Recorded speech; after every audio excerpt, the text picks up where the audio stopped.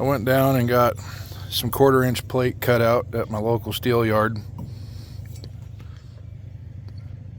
13 round, 14 by 14, and 8 by 8, I believe.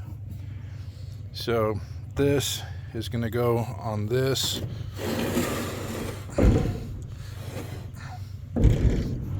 Now I have a 3-foot by 4-foot sheet of 1/4-inch steel plate, but I wasn't able to pick it up. I tweaked my back at work, so it was easier and less expensive to just go down and get all these picked out and have them cut.